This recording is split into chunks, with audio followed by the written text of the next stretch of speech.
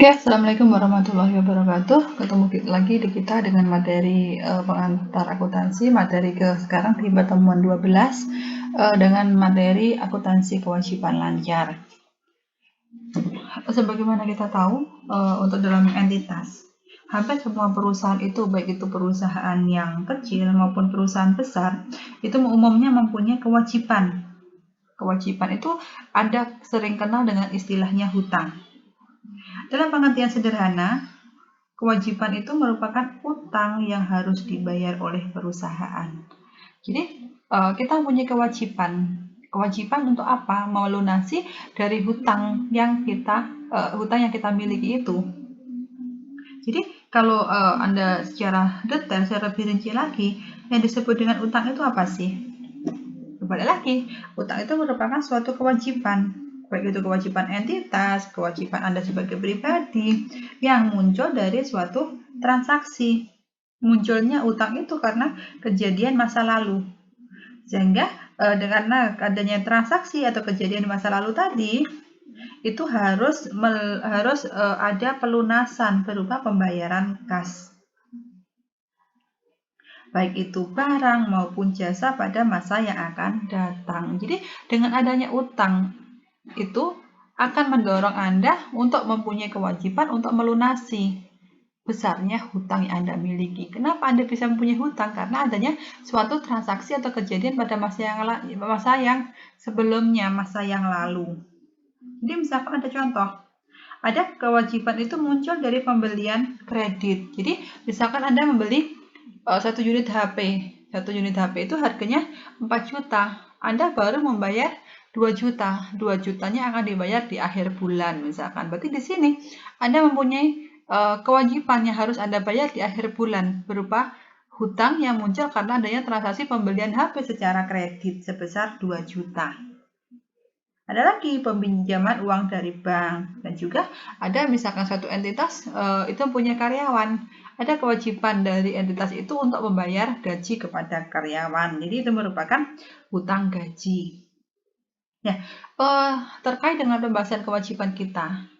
Kewajiban itu dibagi menjadi kewajiban lancar dan kewajiban jangka panjang. Kewajiban lancar jika umurnya kurang dari 1 tahun. Kalau kewajiban jangka panjang jika mempunyai jangka waktu lebih dari 1 tahun. Sedangkan yang akan kita bahas di pertemuan ke-12 kita ini itu terkait dengan kewajiban lancar yang jangka waktunya kurang dari 1 tahun atau maksimal 12 bulan. Tolong untuk pembahasan ini nanti benar-benar Anda ikuti, Anda dengarkan. Nanti di tengah-tengah ada soal yang harus Anda kerjakan sebagai bukti untuk presensi dalam kegiatan perkuliahan ini. Nanti tolong untuk presensinya tidak usah dikirim ke grup, Anda langsung japri WA ke saya aja sebagai bukti jawaban Anda. Oke, lanjut pembahasan terkait dengan kewajiban jangka panjang atau masuk ke kewajiban lancar. Jadi yang disebut dengan kewajiban lancar, kewajiban jangka panjang itu merupakan dari jenis kewajiban atau hutang itu yang diharapkan akan bisa dibayar.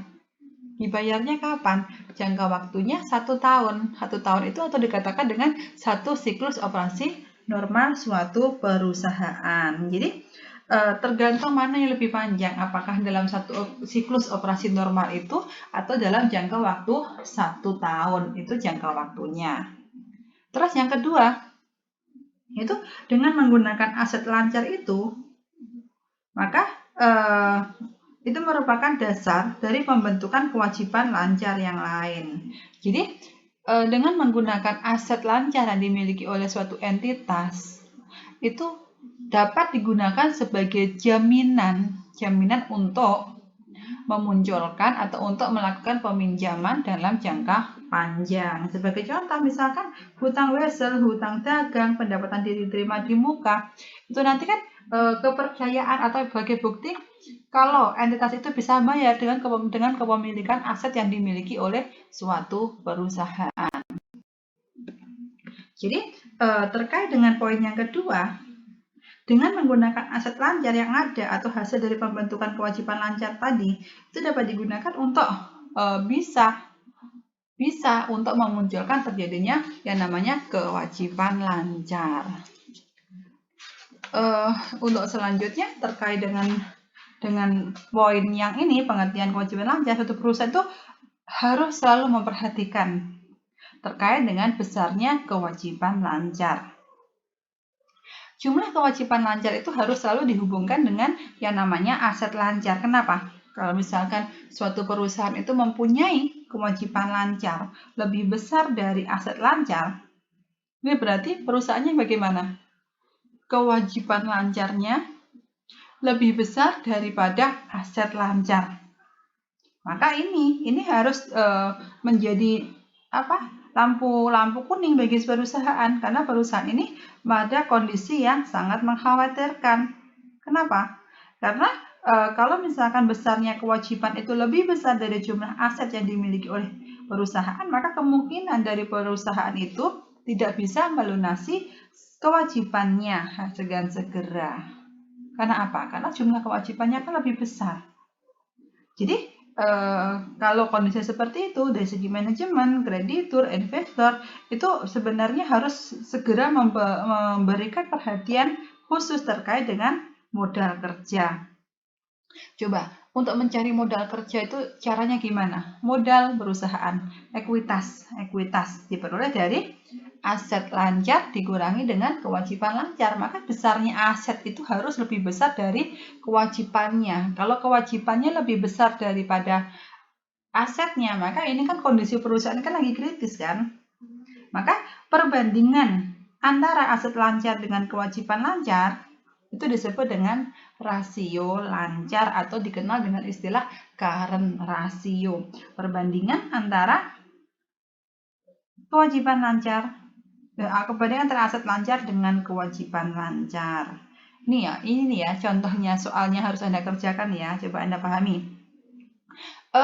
PT ABC itu melaporkan bahwa perusahaan itu mempunyai aset lancar.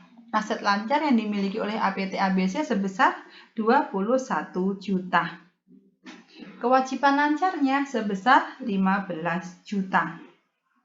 Maka berapa besar modal perusahaan? Oke, Anda cari ya. Modal dari perusahaannya itu berapa, hanya itu. Itu nanti jawabannya tolong Anda wabri ke saya. Oke, selanjutnya terkait dengan jenis kewajiban lancar.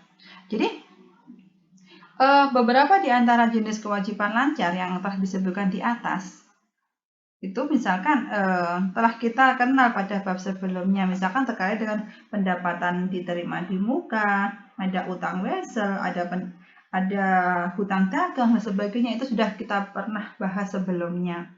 Dan untuk jurnal untuk mencatat terjadinya misalkan utang dagang, untuk penyesuaian untuk mencatat hutang beban, itu juga sudah dibahas dalam sebelumnya, ada juga yang sudah dibahas sebelumnya. Sekarang yang akan kita bahas itu terkait dengan utang weselnya. Utang wesel. Kenapa bisa muncul utang wesel? Karena adanya tuh perjanjian kredit, ada perjanjian antara kedua belah pihak yang di dalam perjanjian itu ada kontrak dan bermaterai. Maka kewajiban yang didukung dengan bukti tertulis secara formal dalam bentuk wesel atau promes itu disebut dengan utang wesel. Jadi kalau utang dagang itu hanya berdasarkan kepercayaan, biasanya seperti itu. Biasanya jangka waktu untuk utang dagang juga lebih pendek. Tetapi kalau utang wesel itu juga jangka waktunya juga ada yang lebih pendek, biasanya kurang dari 1 tahun. Tapi di sini bukan berdasarkan atas aset kepercayaan saja, tetapi juga ada suatu jaminan, ada bukti tertulis secara formal dalam bentuk wesel maupun promes. Maka pihak yang membuat tagihan itu akan lebih menyukai wesel. Kenapa? Karena dengan adanya wesel itu ada bukti untuk bisa menuntut pembayaran. Apalagi kalau misalkan nanti untuk pembayarannya itu mengalami keterlambatan, ada keterlambatan bayar, maka bisa diperkarakan di pengadilan. Maka dengan adanya hutang wesel itu mengharuskan dari pihak-pihak yang berhutang itu untuk bisa membayar yang namanya bunga. Dan juga utang semacam ini itu digunakan untuk memenuhi kebutuhan dana jangka pendek karena jangka waktunya di sini kurang dari 1 tahun. Jadi wesel itu bisa dibuat dengan jangka waktu yang berbeda-beda. Kalau jangka waktunya itu kurang dari 1 tahun, maka wesel itu disebut atau digolongkan dalam sebagai kewajiban lancar atau dikatakan sebagai kewajiban jangka pendek. Ingat ya, kalau kurang dari 1 tahun. Dan juga wesel itu bisa berbunga dan juga ada yang tidak berbunga. Kalau yang berbunga, berarti di sini A.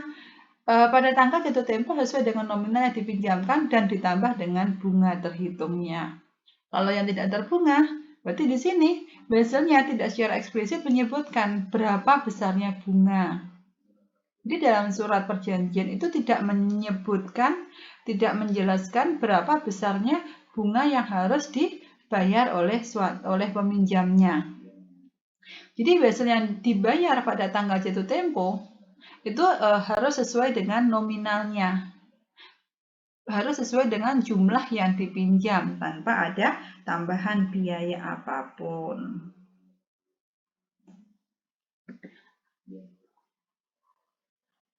Oke, selanjutnya sekarang ke pembahasan terkait dengan wesel berbunga.